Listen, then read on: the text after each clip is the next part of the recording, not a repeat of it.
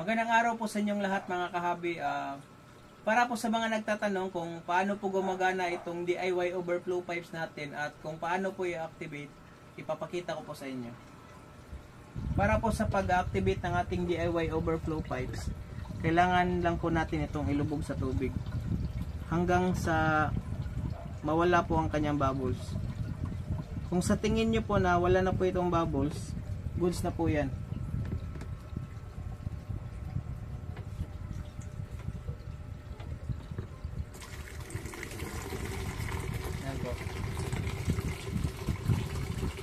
Kalimitan po itong ginagamit sa mga outdoor setup tulad ng mga ref ponds at mga trap ponds or mga aquarium na din na nasa outdoor, na kapag po umuulan, ilalabas niya po yung mga excess na tubig.